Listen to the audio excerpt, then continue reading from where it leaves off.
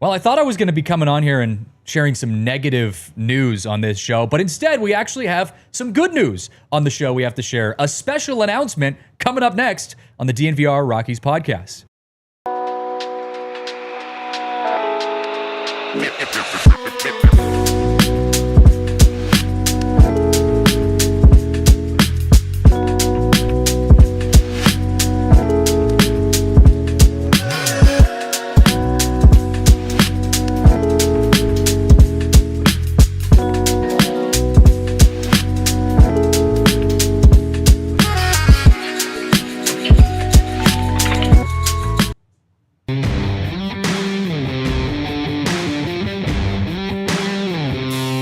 Well, we have some good news, maybe a special announcement here on the DNVR Rockies Podcast. We are live from the Toyota Lounge.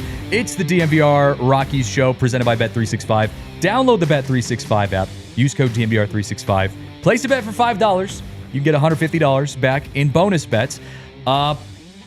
Today is a special day. A special day for myself and by association for you guys watching at home, those of you who follow me on social media, those of you who follow DNVR Rockies, because today, of all days, I was just told by our amazing Rockies PR staff that we get to watch none other than Ethan Holliday take live BP at Coors Field today. I'm so sad I don't have a credential today. I would drop a everything. Pleasant surprise for me to wake up to this morning. Ethan Holliday, along with his dad, Matt, will be hanging out at Coors Field. Ethan will get to take live BP before the game with the team at 3:15, so I'll get some videos of that. I'm hoping to get plenty of videos of him hitting the ball about 500 feet today up at elevation. I'm excited to see that because I got a lot. I can't lie to you guys. The rest of this show is not that positive. It's not a happy show that we thought we would be having at this time of year. The Rockies are still not win number 42. The losses that we've been taking are terrible, aside from maybe the ninth inning every once in a while. Outside of one inning that gets our hopes up every our offense is game. Awful. It's been rough. So yeah, the rest of the show is not going to be as positive. But I'm excited to see Ethan Holliday getting BP. If you remember correctly, last year, Charlie Condon was here around the same time, the last homestand. It was the last couple games before the Rockies went on the road to finish the season. And Charlie Condon was here, and his live BP session got rained out.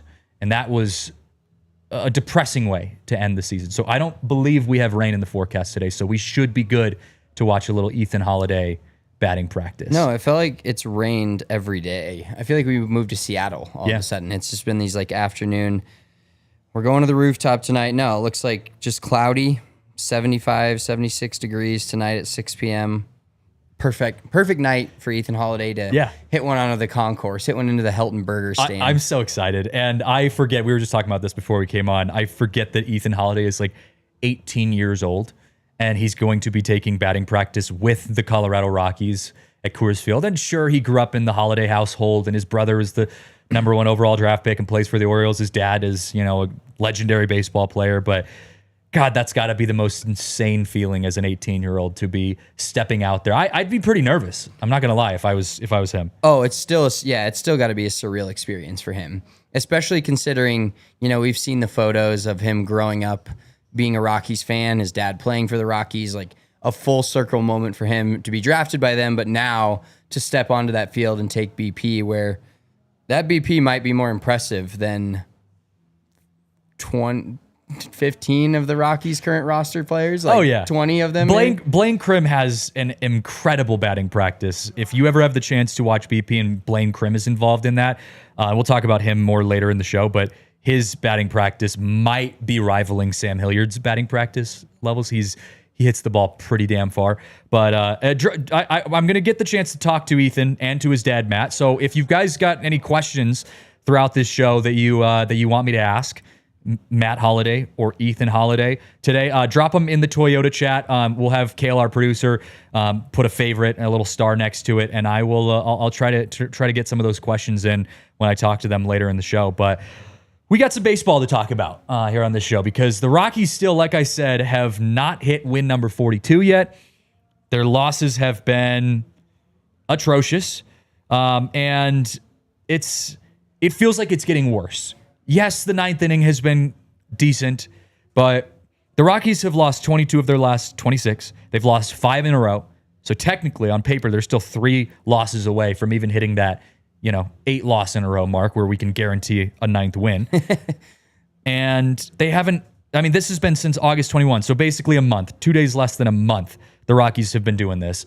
It's been a really hard watch, as if the rest of the season wasn't already a hard watch. Yeah, it's like we started this season with a moldy piece of bread, and then we got some like decent, almost expired meat kind of right after the All-Star break, and now it's just finishing up with just another completely molded over what a sandwich second half piece of bread. Like I saw somebody's tweet yesterday where this is basically the exact same pace that they were on the first month of the season. Yep.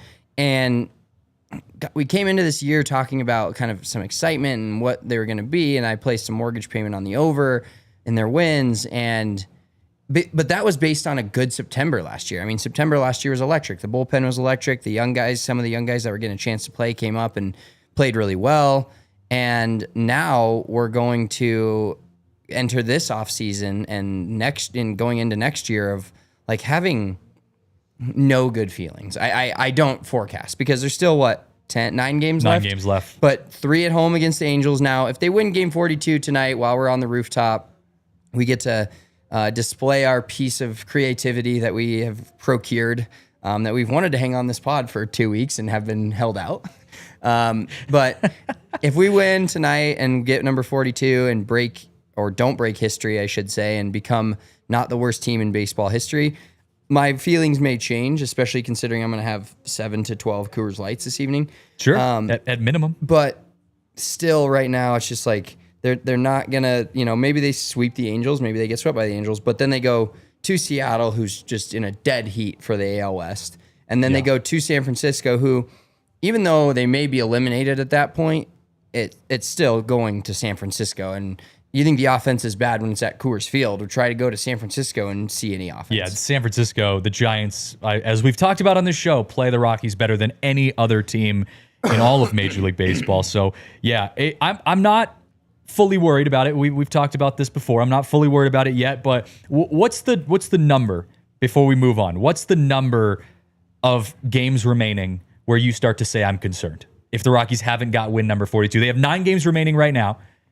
What number do they hit where you're like, I'm worried? I'm not going to lie to you. It's already there. Okay. It's 9. Okay. It was to me. But it's just one win. They could stumble into a 100%. And they're undefeated on Friday nights in September. So that's a good sign. They've beaten the Padres twice. They're not playing the Padres tonight, but Friday nights have been an elite night for the Rockies. In fact, the only night that they seemingly can win a game. So I'm confident in tonight. I'm hopeful for tonight, but I'm not going to lie to you. Going into when they won the Padres game last Friday night, a week ago today, it was basically at that point, still mathematically with 9 games left, it's almost guaranteed. Here we're going to say this, and this could be a great clippable moment after next pod in 2 Mondays when we've won 41 games and lost our last 14.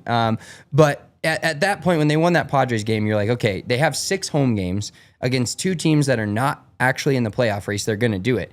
And each game that went by and just the way the games were played. Now, granted, they did get 2 exciting losses, one yesterday and one on Tuesday when we did our watch along, and then the rain delay happened and I went to bed and they miraculously came back and comeback. made it fun.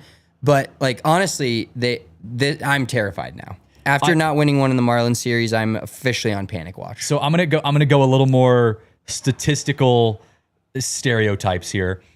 When the Rockies, if they lose tonight, I'm concerned because that means they have 8 games remaining, and the Rockies have lost 8 times in a row, 8 consecutive games, multiple times this year. They've never lost more than 8, as you guys know, but they have lost 8 games in a row numerous times this year. So we know they are physically capable of losing 8 in a row. If they lose tonight and they have 41 wins going into 8 remaining games, I'm concerned. I'm okay tonight. I'm optimistic. I'd even say I'm confident tonight with the Angels in town. Rooftop, Ethan and Matt Holliday in the building. I think they can pull off win number 42. but man, you got some work to do. I'd asked Warren Schaefer yesterday, and I want to get your take on this in post game, and he actually got a little snippy about it. I had asked him, hey, it's been a long season for some of these young guys. You have a team full of young guys, and do you think some of this has to do with energy, and also is there a way for you to have conversations with some of these young guys to like keep their energy up, because it's the last couple weeks of meaningless baseball, and it can be easy for some of the young guys especially to check out.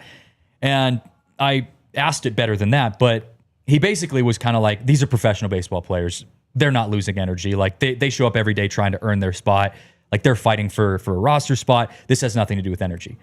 And I kind of disagree, at least from the optics of it. And let me know if you guys agree with me in the chat.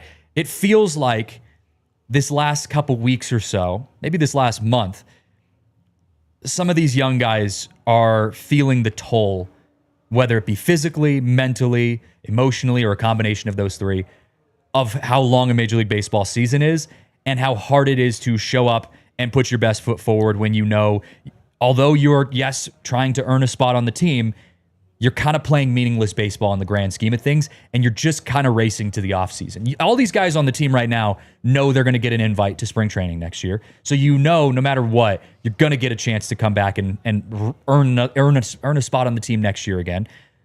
It feels like there's a lack of energy.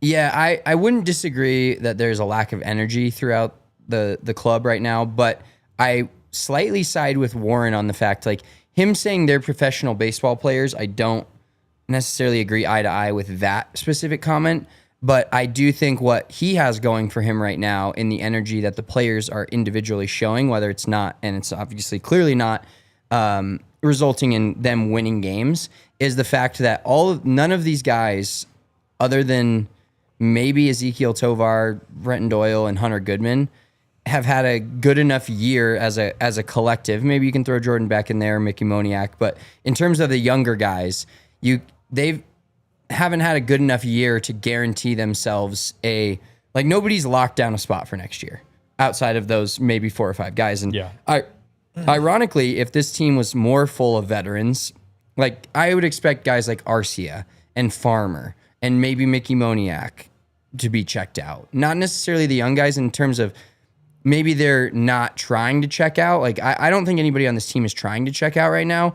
I do think some of the veterans are like, this is unbelievable. And ironically, Mickey Moniak's swinging the best bat of any of them right now. And he still definitely has something to prove because he was a first overall pick who'd been DFA'd and not really wanted by a couple teams. And now he's on the Rockies and having one of his best, if not his best season of all time. By far, yeah. But like, I don't know if they're necessarily checked out, but him getting snippy about them being professional baseball players. I mean, by the letter of the law, a single A baseball player is technically a professional baseball player. So, well, he probably said it like, big leaguers or whatever. But even big leaguers is a little bit more of like, are they big leaguers? Yeah. Are all these guys really big leaguers? Because the way they're playing and the amount of fight or not fight that they're showing in battle offensively from the start of a game on, it just doesn't appear like it's big leaguers, Yeah. And a veteran team, I would imagine would be more like if the Rockies had 5 or 6 guys in their 10th year and this was the record, those guys I would be like, all right, yeah, you're done. A lot of these other dudes, I'm like the Ryan Ritters and the Jordan Becks, if you will, and the Braxton Fulford when he gets a start, and Yanquiel Fernandez is like those guys. I feel like should not be even remotely close to being checked out. Yeah. Yeah, and checked out maybe is the wrong word. Maybe it's just, it's hard to keep your energy up. It's a long year. It's a long, and I know the minor league system is also, it's a long season in the minors as well. But I've talked to so many of these young guys who, when I asked them, like, what was the biggest surprise? What was the biggest takeaway of, your time in the big leagues? They're always like, oh my God, I just didn't realize how intense it is. Like, right? You're putting in 16-hour days every single day with one day off every couple weeks. Like it's just insane. I also agree with Luke in the chat. The quantity of near comeback close losses has been hurting the spirits. Yeah, it totally feels like that. Because Spencer and I were just talking about it. We kind of, it's easy as fans to check out sometimes. The Rockies entered the 9th inning last night down by 5-6 runs, something like that. And they came back to have the winning run up, to hit. And they ended up losing it. But, it takes a toll on you over the course of a season, especially for some of the young guys who haven't had that experience yet. So it's worth keeping an eye on. Like I said, the Rockies just need to get into the offseason so they can kind of reset everything. We figure out what's happening with the front office, and then we get prepared for 2026, spring training, all that good stuff. But talking about next year and a guy who's been absolutely crushing it, Mickey Moniak. Should the Rockies extend Mickey Moniak? We got to take our first break of the show. After the break, what do the Rockies do with Mickey Moniak and the tear that he's been on recently? We'll talk about that coming up after this. We want to give a shout out to our friends right now over at Shady Rays, because Shady Rays has some incredible sunglasses and some incredible deals as well. And I was actually just talking to our producer Kale before the show that I've been waiting on. I've been ordered my contacts recently, and I've been waiting to get those contacts. So I've been wearing glasses the last week or so. And one of the biggest downfalls of wearing glasses for me specifically is the fact that I don't get to wear sunglasses because I don't have the prescription sunglasses or anything like that. And so anytime I'm wearing glasses and I'm outside, I just have to forego sunglasses. And I got to say, when you get used to wearing sunglasses a lot, wearing your Shady Rays, it's weird when you're outside walking around without them. Shady Rays, I have come to rely on them as my go-to pair of sunglasses, whether I'm driving to work and it's sunny outside, whether I'm going on a walk with the dogs, going fishing up in the mountains, or just at the ballpark. I mean, yesterday it was an incredible day at Coors Field, beautiful weather, and I was rocking my Shady Rays the whole time. So you gotta jump on board with this Shady Rays train, and they've got some awesome deals as well. The cool thing about Shady Rays is if you damage your sunglasses, they'll replace them for free. So right now, DNVR has teamed up with Shady Rays to bring you an exclusive offer. Head to shadyrays.com and use code DNVR for 35% off polarized sunglasses. Try for yourself the shades rated 5 stars by over 300,000 people. Also want to give a shout out to our friends over at Toyota, and I have some exciting news in my own life with Toyota. I have officially gotten the keys to my new 2024 Toyota RAV4, the Adventure Series. I've been talking about it for the last couple weeks. We've been going through the whole purchasing process, getting all the bells and whistles figured out. But I got to say, it's been such an easy process. Toyota has been incredible, making sure that they get all of the right documents to me, and make sure that I have the car of my dreams, right? Toyota, I mean, there's so many great cars, and I've been talking about getting a Toyota for a long time, and I finally pulled the trigger. I finally made it happen, and I drove to work today for the first time in my brand new Toyota, and there is no better feeling. I'm actually afraid of driving. I know you probably feel this when you're driving around the Toyota, the DNVR Toyota. 100%. You're like driving around. I'm like, I've got my eyes on the rear view mirror, like watching the people get close to me, in traffic, and I'm like, you better slow down there, buddy. But nothing better than driving a new Toyota. So visit your Front Range Toyota stores at a location near you. AutoNation Toyota, Arapahoe and Centennial, Corwin Toyota in Boulder, Groove Toyota in Littleton, Mountain States Toyota in Denver, Stevenson's Toyota East in Aurora, and Stevenson's Toyota West in Lakewood. Toyota is the official vehicle of DNVR. All right, Mickey Moniak. I just saw this little stat line that I wanted to read here. This was provided by Rockies Club Information on Twitter. They said over his last 4 games, Mickey Moniak has gone 9 for 16. That's a .563 batting average with 1 double, 5 home runs, and 11 RBIs. He becomes the 5th Rocky, 7th all-time, to record at least 9 hits, 5 home runs, and 11 RBIs over a 4-game span, joining Nolan Arenado, Carlos Gonzalez, Larry Walker, and Dante Bichette. That's a pretty nice list to be among. Some good names that Mickey Moniak finds himself amongst. So now the question becomes, what do the Rockies do with Mickey Moniak? Because I think if we had talked maybe at the All-Star break about what the Rockies do with Mickey Moniak, you extend him for another year. You pay him a little bit more than what he's getting paid this year. But now you're starting to look at where Mickey Moniak is, and you start to think, okay, well, he's got some leverage. He can probably ask for a little bit more of an extension. And do the Rockies go with just another 1-year extension for Moniak and see if he can be consistent again for another year? Does he warrant a bidding war with other teams? Because he technically would be a free agent next year, if I remember correctly. What's the situation with Mickey Moniak? How do the Rockies approach this in the offseason if you were running the ship? I think, I don't know what the right decision is, but I think extending and keeping Mickey Moniak is where I would lean. I don't think you can keep Mickey Moniak and Tyler Freeman, though. I don't think that keeping those two makes any sense in your roster going forward when Yanquiel Fernandez has played decent baseball and been good at the plate his last month or so. He's getting random at bats here and there. He was the DH yesterday, so he got some more at bats on a Thursday day game. But like they just can't. I don't think you can keep both of them. Yeah. And Tyler Freeman, I was just looking him up. He's up for arbitration next year. He's had a really good year. Tyler Freeman has outplayed his $775,000 contract for sure. Easily. Like way outplayed it. But Tyler Freeman's a luxury item that the Rockies don't need the Gucci bag when they're wearing a Hanes t-shirt. You know what I mean? Like, and not saying that Tyler Freeman's a Gucci bag. He's probably more of a stretch, but Land's End, or he's a, I've said this multiple times and I'll say it again just because it's truly how the Rockies, I view them, is Tyler Freeman's a great player to have as a spot starter on your bench, a guy that can come in and steal a base, a guy that can play right field, center field, second base, wherever. But the Rockies, with his bat being as good as it has, and he's been so consistent at the plate, the Rockies have kind of had to have his bat in the lineup every day, but he's more of a luxury item. And to me, Mickey Moniak, whether it's the Coors Field jump, whether it's the, chip on my shoulder from being dropped by two different teams jump and being picked up by the Rockies and having a resurgence, whatever it ends up being, he's had a great year. And I don't think you can keep two of them, and I would personally rather keep Mickey Moniak because he's more of just your can play center field, probably better in right field at Coors Field with Brenton Doyle in center.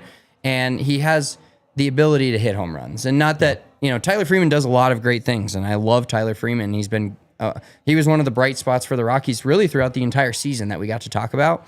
But Tyler Freeman doesn't have any power, Tyler Freeman doesn't bring the game-changing potential blue chip change to your lineup in your team like Mickey Moniak would. Now, could Mickey Moniak come out next year and hit 230 and hit 17 home runs, and we're like, why did we extend him for 5 years? And we're looking at adding him to the list of the Rockies bad extensions that we talked about on Monday?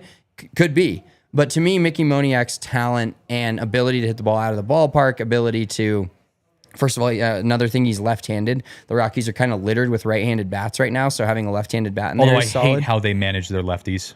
Hate how they manage their lefties. And in your stat reading of Mickey Moniak, what the craziest part about that is that's a 4-game span when a third game he didn't play, he didn't start because they were going against a left-handed pitcher when he had hit 3 home runs in 2 games, doesn't start.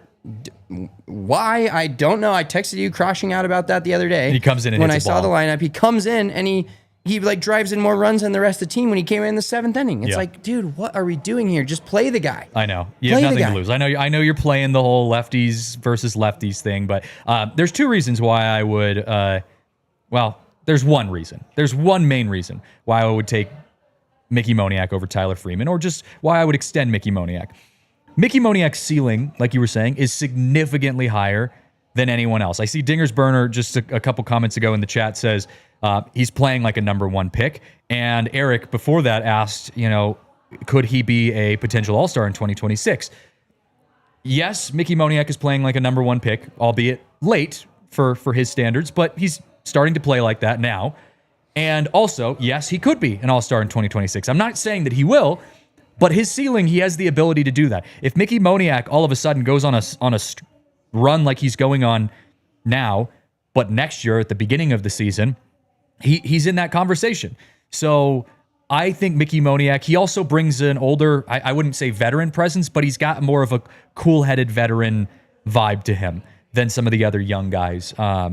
It's no disrespect to Tyler Freeman. I think Tyler Freeman is a great player. He will be a great player on another team at some point.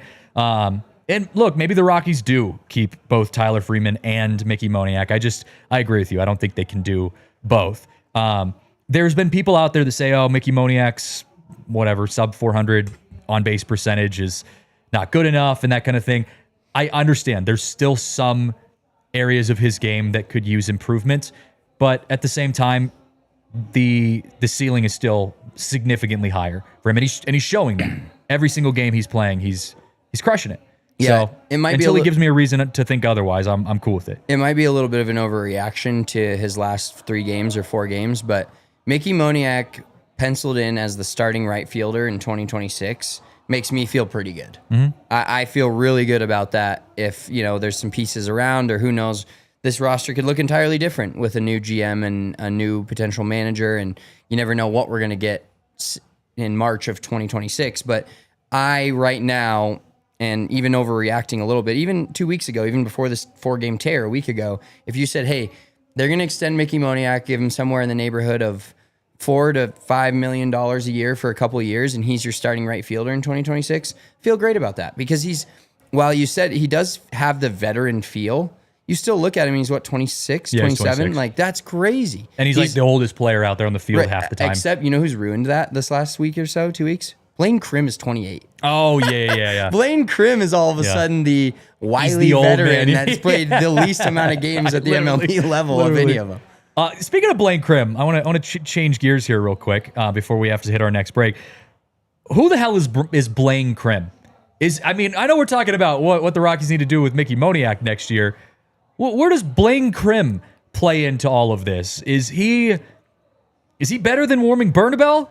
Is he a part of this future team, or is he just someone who's giving you some excitement at this stage of his career? And what the hell are the Rockies doing with Blaine Crim? Because he's been kind of fun, home run wise. Blaine Crim to me this is going to be this is an extreme over exaggeration. Okay. But Blaine Crim to me is a very diet, Safeway, great value version of Jason Giambi. You keep him on the roster. He can play first base, but you bring him in as a pinch hitter late in the game and scare people. Jock Peterson. Yeah. That's who Blaine Crim is, because he's probably going to be, he's probably going to hit between 200 and 220. Dude's already hit 3 home runs, yeah. But he's hitting home runs. He's got some power in the bat. Yesterday, he should have been a 2-run home run. Tovar got caught stealing, but would have given the Rockies the lead at the point. But he you tweeted about it. He threw his bat at. That was not like a home run swing. That was like a pull the hands in, kind of flick the bat. And someone said Mark Reynolds. It was a Mark Reynolds swing. Oh, yeah, the little one-hand finish. He bombed it. He gained $5,000 at the UC Health glove. He gained another $5,000 donation. Just shout out to him for that. But yeah, Crim to me is perfect to be a platoon spot starter on your roster. But that's all the guys the Rockies have. So they could take 10 of those guys and figure out 5 of them. Yeah. And let the other 5 walk if you're going to find new players or better players that can come in and play every day of the week. But Crim to me is, just like Dinger's Burner said, Crim's a good story, but I don't feel good if he's starting at first base for us next year. And that's exactly how I feel. If he's on the roster and you're like, oh, he'll spot start at first base, he can come in and pinch hit late, I feel good about that. He's your Yanquiel Fernandez, kind of. Yeah, but I don't feel good about him starting at first base. Once again, another righty. We have so many right-handed bats. I think literally the Rockies' base roster right now, other than Mickey Moniak, which if you go Beck, Doyle, Moniak in the outfield, and then you go Karros, Tovar, Ritter, Crim, and then Hunter Goodman behind the plate, and then a pinch, and then if your designated hitter is maybe Fernandez, but the guys playing in the field, that's 8 out of 9 right-handed bats. Yeah. So I don't love Crim being a first baseman, being right-handed, being the fact that he's been in the minors leagues and he's the oldest guy on the team and played the least amount of major league games, but a fun little couple weeks for him. He won them a game, which when you win 41 games out of a season, hopefully 42 at some point, that's a lot. That's a big percentage. It's a meaningful move, yeah. But yeah, he's a guy that I don't feel comfortable with him being in the starting lineup, but on the roster, fine. I think he's already overtaken Michael Toglia in that position of maybe you can start at first base if you're really good, but you should probably just be a bench player at the major league level. Yeah, see, here's my take on Blaine Crim real fast. Blaine Crim is just another Michael Toglia. Michael Toglia did this when he first debuted with the Rockies. Yeah, he had to go up and down in the minors a couple times, but when Michael Toglia really stuck, he was good. He was hitting home runs. He was striking out a lot, but he was hitting home runs. And we were sitting here thinking to ourselves, hey, this guy plays some good defense. He's hitting bombs. We're cool with that. He hit 3 home runs against the Yankees one time or something like that. There was a 3 home run game for him last year. Michael Toglia is Blaine Crim. Blaine Crim is Michael Toglia. Blaine Crim is going to strike out a lot. He had a sombrero the other day.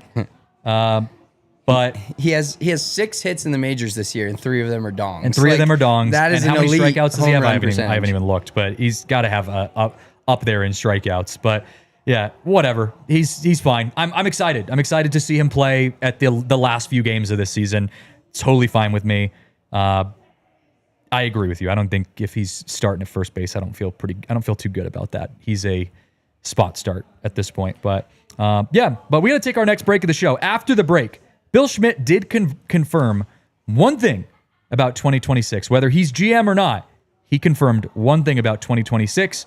We'll talk about that after the break.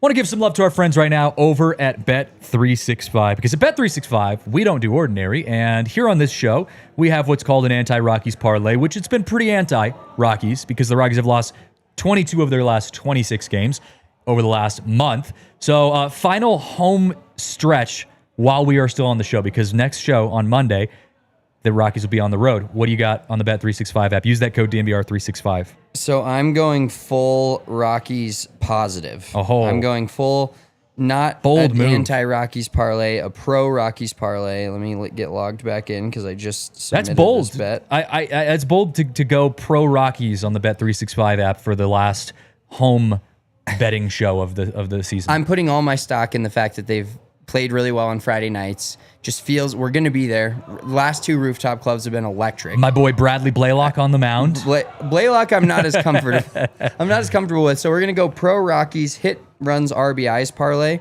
and I've got Doyle 2+ hits runs RBIs, Freeman with 3, Tovar with 2, and Goodman with 2. Wow! And that is plus 625. Yeah, you're like you said last night. You're drinking the Don Perignon if you cash on that one. Yes, exactly. So it's Bet365 is giving a 50% same game parlay profit boost.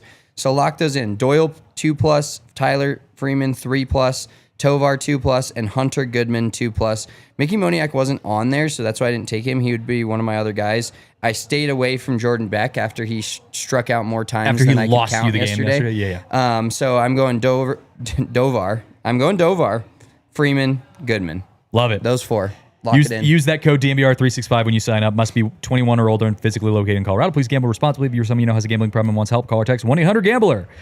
Also want to give some love to our friends at Game Time. If you are heading out to the ballpark tonight, it's the last three home games of the season. Tonight, tomorrow, and Sunday. Wrap up that baseball season using the Game Time app. It's fireworks tonight, by the way. It is also our final Rooftop Friday of the season. Friday Rooftop Club happening tonight. So if you're going to hang out with us on the rooftop tonight to watch some baseball, hopefully watch the 42nd win for the Rockies and watch the fireworks, use the Game Time app. Game Time gets you the best tickets with the best prices, guaranteed. They have incredible deals.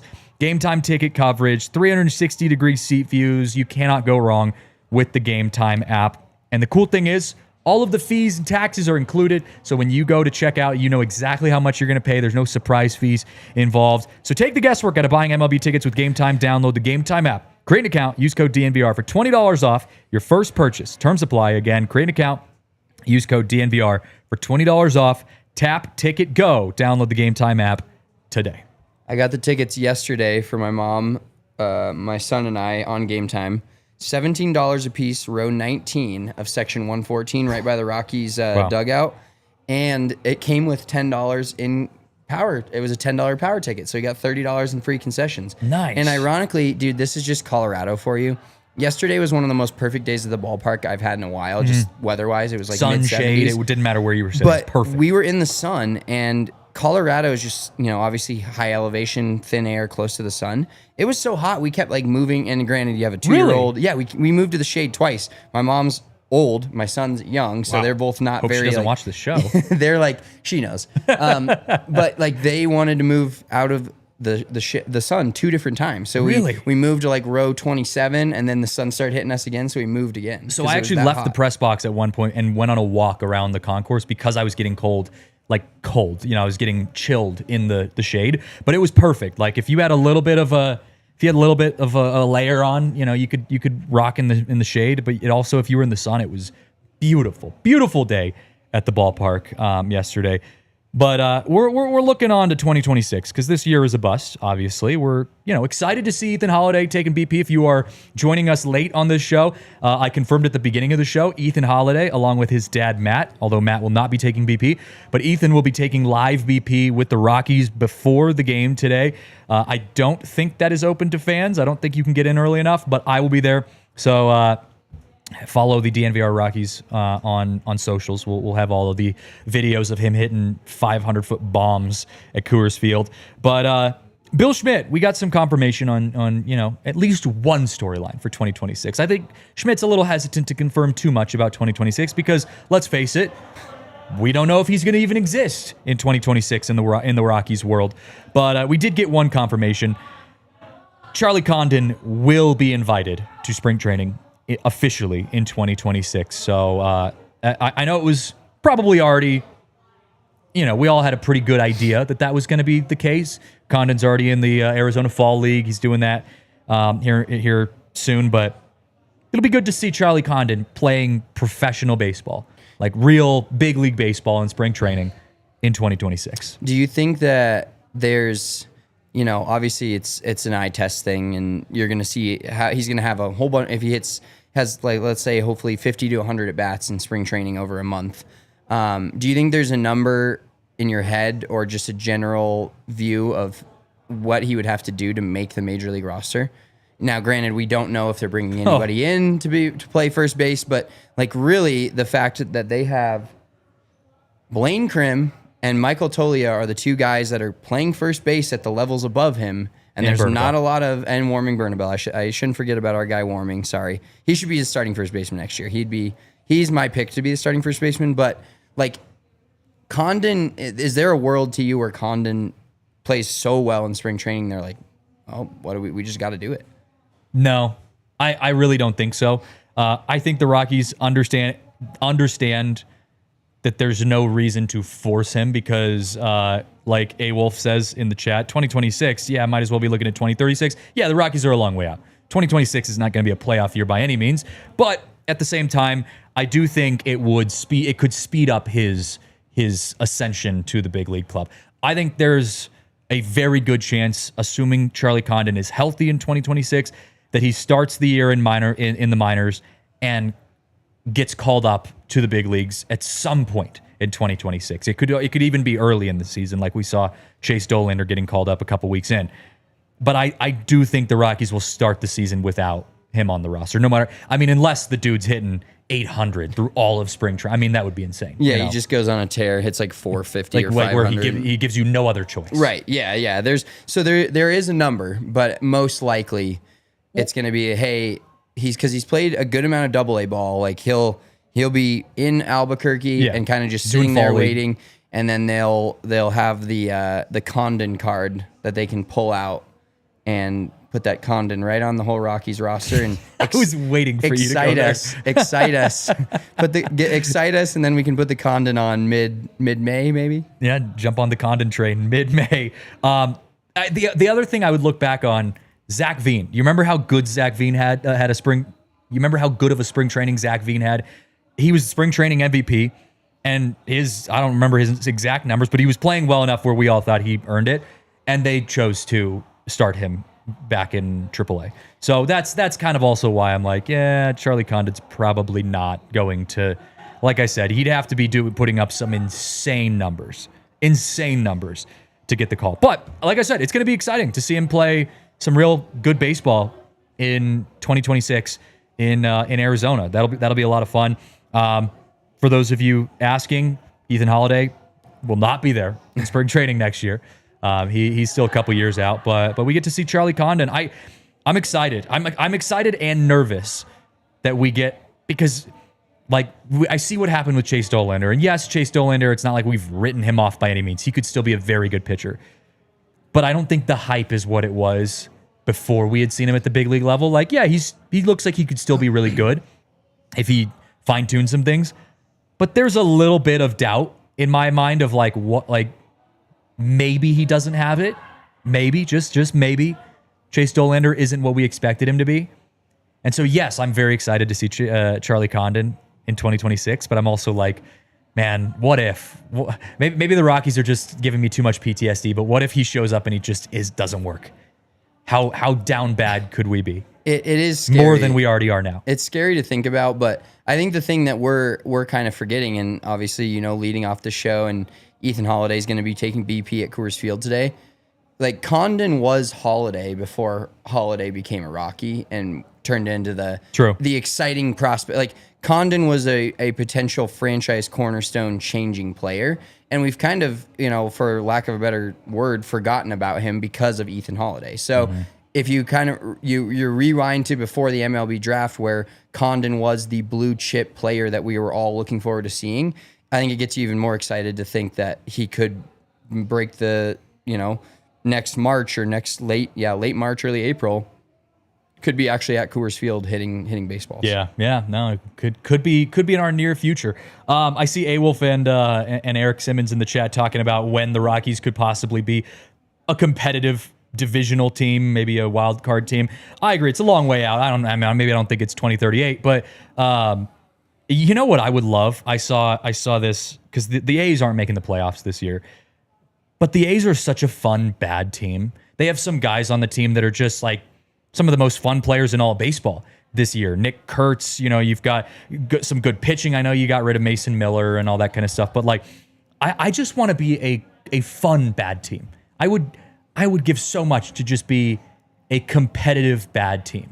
Yeah, I think a lot of this year, there's been some fun games and there's been some fun runs, like 10 days. Even the Marlins are a fun bad team. Yeah, but like there needs to be, we need to get out of we know the Rockies aren't going to be good in 2026, but let's get out of the boring and bad. Let's get in, and we're distraught and just sad losses after, your pitcher goes out and throws well and you don't hit. Your pitcher comes out and allows, 9 runs in the first inning and then you score 10 and you lose. Like, there's just no consistency to what you're going to get from night to night with the Rockies, but there's also not a lot of fun. No. Unless it's like, the down to their arrow. last out scenario, where they all of a sudden decide that, it's time to go. We'll like, put 4 runs on the board, down 6 in the 9th inning. Yeah. Yeah, those losses hurt worse. Than like yesterday, we left in the 7th. I left right after the Yanquiel Fernandez home run. My son just loves home runs. That's all he says. So right when Yanquiel hit a home run, I was like, we're going to go. That's going to be your last memory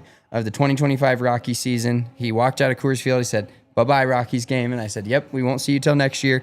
But he left on a Yank home run, just a complete bomb. Whole stadium's partying, music's going, we're dancing. And then I was like, all right, we're out. That's what we need. We need more fun. And we need, like, these losses lately, these even though they're exciting losses, I think they make it worse. They actually make it hurt worse because yesterday, you can look at the game and then say that, the Marlins threw their, 6th best pitcher in the bullpen because they were up by 9 runs or 7 runs and almost blew it. But like when you look at the Rockies and they scored 7 runs, and then you look at their pitching staff and you're like, okay, Gordon gave up 3 earned, and then the bullpen comes in and just keeps giving up more and more. It's like nobody's helping anybody out. Yeah. When they need it. Like, and you had, what was it, the first inning yesterday? And this is just a microcosm of the entire season, but the first inning, you have Hunter Goodman up, who's, I'm not going to talk bad about him, runner on third, nobody out, and he strikes out. Yep. Or 1 out, and he strikes out. Like, put the ball in play, get yourself a lead. Maybe Gordon pitches differently with a lead, and then, of course, one of the plays that kind of changed the game yesterday, 2 nights ago, it was the second base bag. Last night, yesterday's day game, it was Kyle Karros. There's 2 outs in an inning. He gets a easy, relatively easy. Yeah, a playable ground ball. A playable ground ball. It was counted as an error. Turns into a walk, turns into Gordon's pitch count spiking, then it's a double, then they're down. Yeah. Like, it's just like little things that, I'm not saying if they fix all these little things that they're going to all of a sudden be an 80-win team, but they're not even having the little things go right before they can start having the big things go right. The comeback kids era of Rockies baseball this year, that stretch of games for about a month after the All-Star break, was like entertaining, where, we weren't expecting that this team was going to be good by any means, but God, there were some fun games thrown in there, and the young guys were playing well, and like, it was just entertaining. So I'd kill to have just some entertaining baseball over the next few years. I don't expect to be a playoff team anytime soon, and if anyone who says the Rockies are going to be a playoff team in 2026 or 2027 doesn't know baseball, right? This is not it's not going to be a quick fix The Rockies they have a 24th ranked farm system. But if you can be an entertaining bad team as you're taking steps towards being good, that's a step in the right direction for me. And at Coors Field, entertaining should be relatively easy. And we've seen some crazy games at Coors Field this year. So that's what I'm hoping for in 2026. This offseason can't come soon enough. And speaking of the offseason, I know I see Eric asking a couple offseason questions. I got 3 big stories heading into the month of October for the Rockies. We'll get into those after our final break.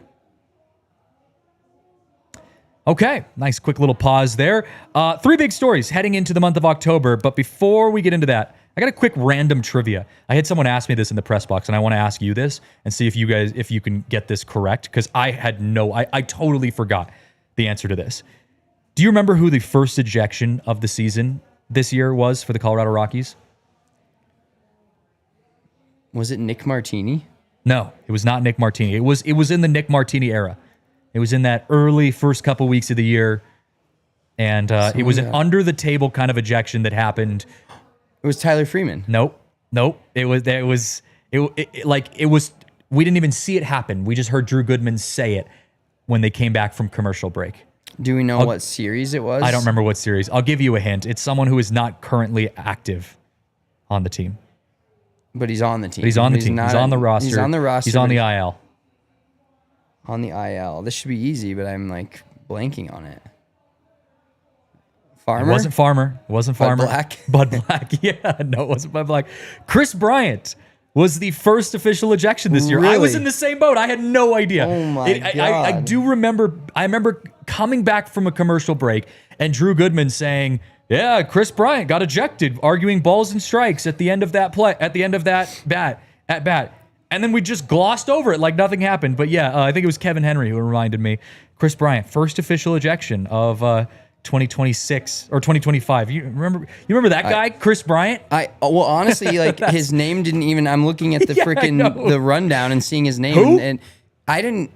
I'm being completely honest here. I've watched 99% of Rockies games this year. I forgot he actually played this season. Do you remember he almost won a game for the Rockies against the Dodgers, where he had that? It was the 9th inning, and he had that ball that he hit. There was guys bases loaded or something like that. Rockies were down by like 2, and he hit the ball like almost off the wall, and the guy made a great catch in right field. I do remember that. Yeah. Yep, almost over the right field wall, and you're like, oh, that would have won us a game if he had a little bit more strength and his back wasn't broken down. Yeah, Chris Bryant. Well, that leads us to our 3 big stories heading into the month of October. 3 big offseason stories. Number 1. Front office shakeup. We've talked about that ad nauseum already, and you will not hear the end of it on this show until we officially find out what's going to happen in 2026 with the Colorado Rockies. Who's the GM? Is there a GM? Do they go with the president of baseball operations? Hey, the Rays president of baseball operations just resigned. Could he be the new president of baseball operations in Colorado? What do the Rockies do with their front office this offseason? That is the number 1 story heading into the month of October for the Rockies. Number 1 is Bill Schmidt getting fired or getting reassigned or whatever. Forced into retirement. Is that emergency pod worthy? Yeah, I think yes. it is. Yeah, 100%. I think it is. Anything of hiring or firing or reassigning or anything, emergency. Okay, we're going to be dialed. Because it is the number 1 story of this offseason forever. It's the only reason. I mean, and I'm saying this out of love for our own show, and we hope you guys tune in to our 1 show a week that we do in the offseason, but it's the only reason, like news-wise, you should be watching or paying attention to the Rockies in the offseason. The rest of it is we're just going to be having fun, talking about crazy stuff and doing trivias, and I mean, we're just going to have fun this offseason, but like news-wise, that is the only thing worth tuning into the Rockies during the offseason when there's football, basketball, hockey that are all playoff contending, hopefully, teams. Number 2, big story heading into the offseason. Who is the manager? Who is the long-term manager for the Colorado Rockies? We have gone down this rabbit hole plenty of times on the show. Is it going to be Warren Schaefer? Does the new GM have a say in that? Obviously, they would. Does Bill Schmidt want Warren Schaefer to be the next manager? What does that look like? Who's coaching, managing the Colorado Rockies in 2026? That's number 2. And here's a controversial number 3 for the 3 biggest stories heading into the offseason for the Colorado Rockies. What do the Rockies do with Chris Bryant? Now, before I let you respond to this, I understand that no matter what the Rockies do, no matter what the Rockies even can do in this offseason with Chris Bryant, They owe him his guaranteed contract. They are paying him the amount of money he is owed. I think it's $27 million through 2028, if I remember that correctly. They owe him that no matter what.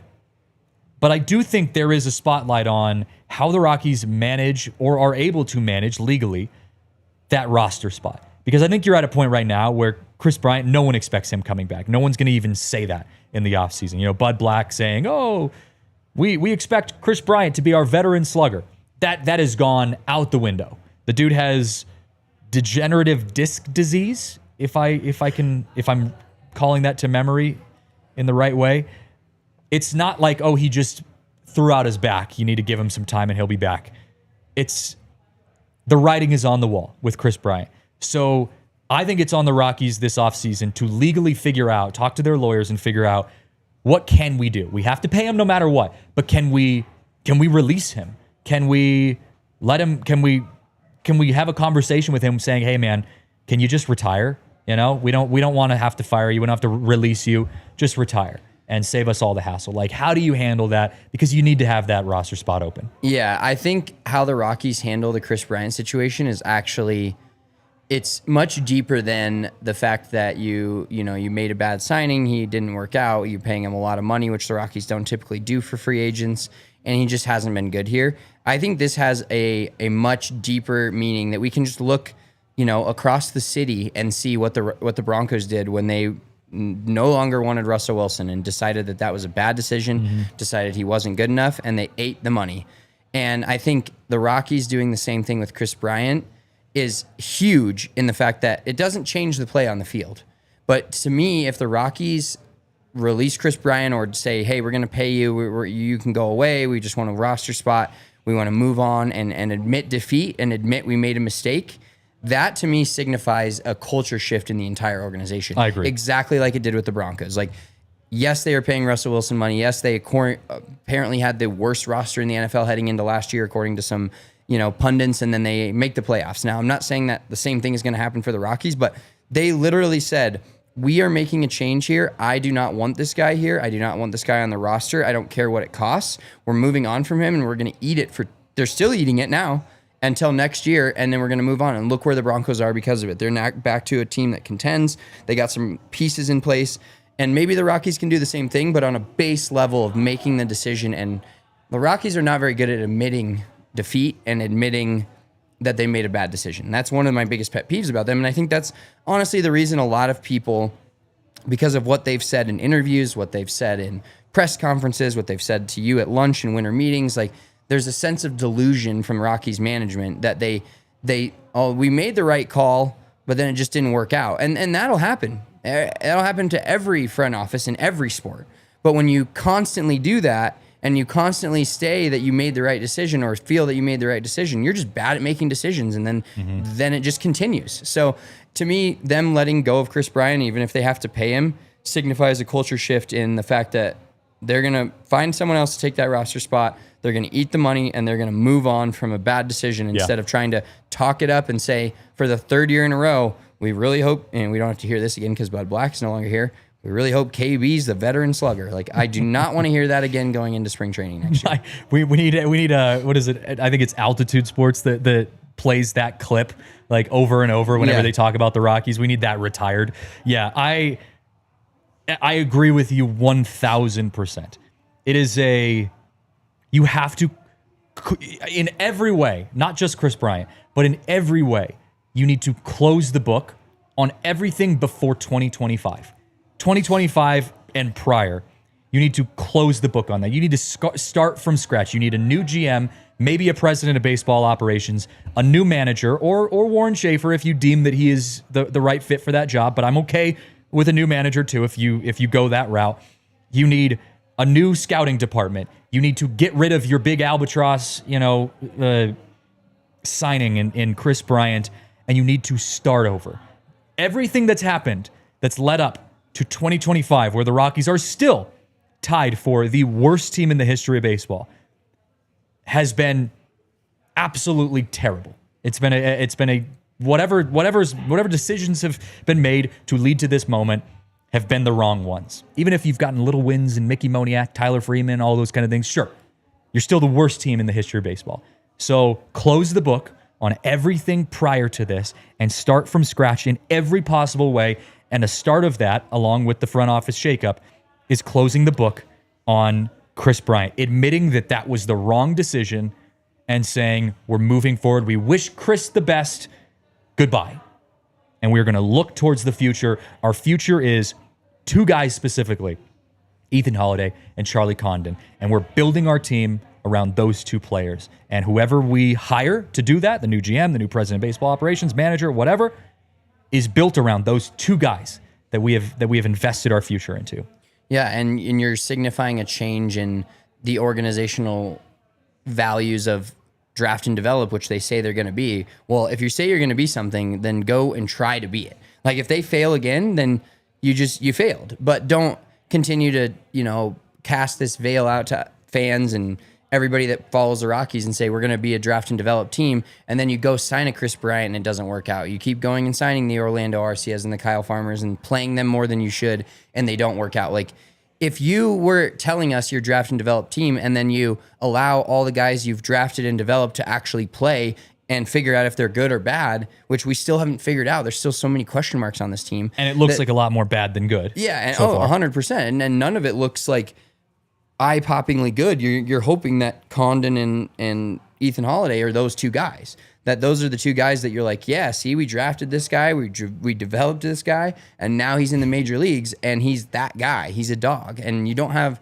very many dogs on this team right now, and you keep saying you're drafting and developing, so keep drafting and developing, but allow the developing to happen, and then allow them to see if they can capitalize on that development. And actually, is the Rockies development great? We can pretty much confidently say that it's not, but you can't give it a chance to be great or change if you don't ever let the developed players play full time in the major leagues and allow them to just fully, like you said, close the book on the team, the vets that you have, the roster that you had, and start fresh. And starting fresh doesn't mean you don't use some of the same pieces. Doesn't mean some of those same guys can't be part of the future, but it just means that you're signifying that you took the L on the Kris Bryant trade and maybe signing in a few other players, and you're just moving on. Yeah. Just move on. Stop hanging on. The Rockies are so good at hanging on to, like Charlie Blackmon playing for so long. And granted, Chuck's one of the greatest Rockies of all time, and we love him, but like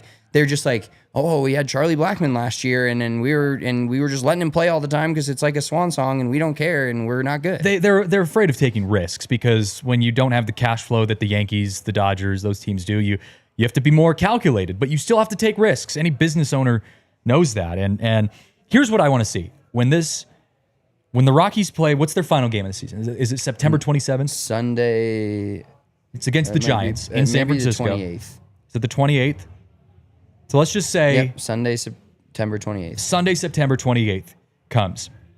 You give them a day. Monday, September 29th. I want to see 50 different news alerts on my phone show up saying the Rockies have relieved general manager Bill Schmidt of his duties. They've relieved the scouting department of their duties. They are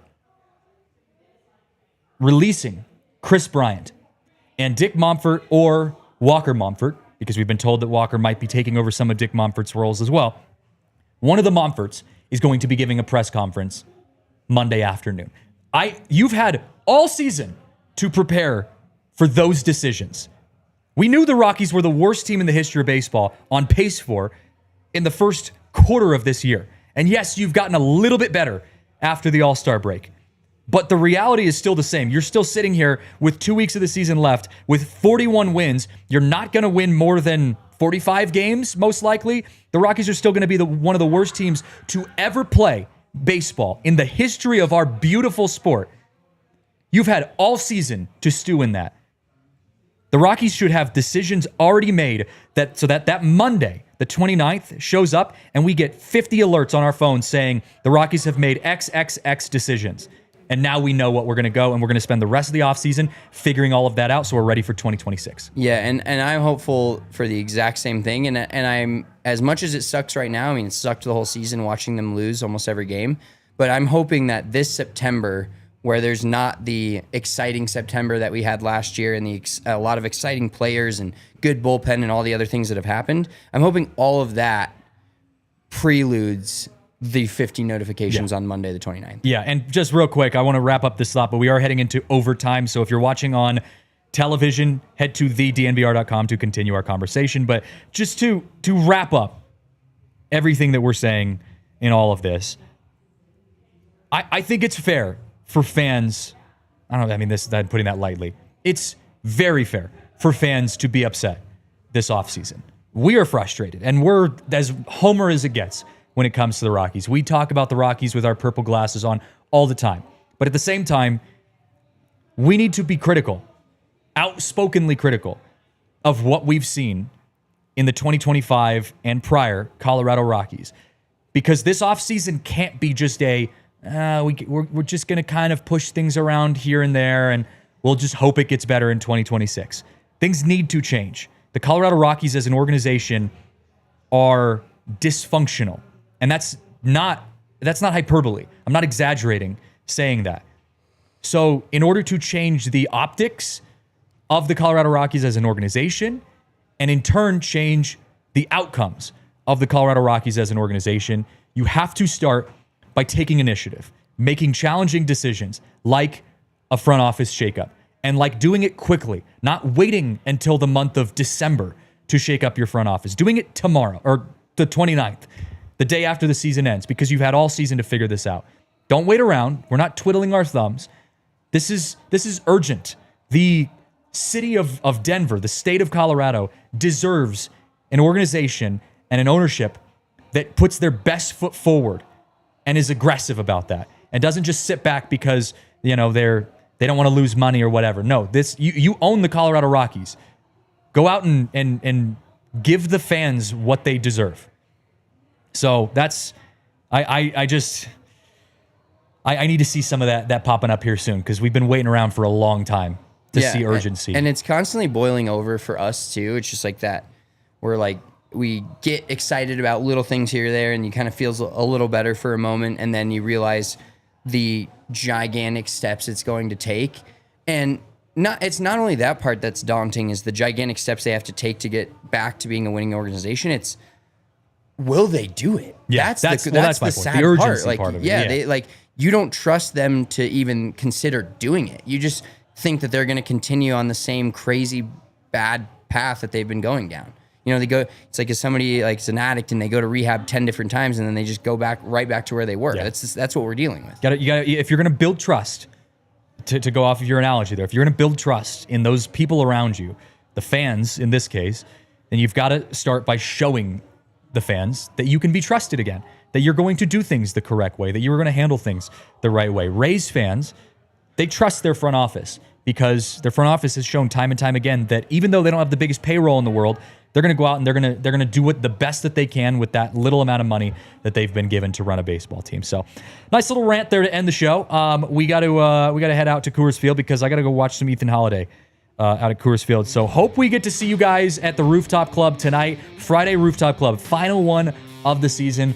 We're going to be at the Rooftop Club. Are we meeting anywhere prior? We're meeting at the Smash Burger on the Rooftop Club. Smash Burger on the Rooftop Club. So head up to the Smash Burger on the Rooftop Club. If you guys have already been to a rooftop party, you'll already know where to go. But if you haven't, come hang out with us. It's the last home stretch of the season, so come watch some baseball. Hope we get number 42, win number 42.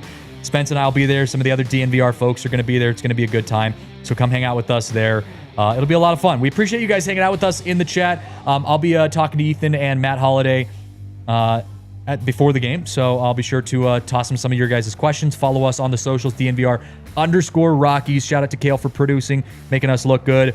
This has been the DNVR Rockies show, presented by Bet365. We'll see you next time.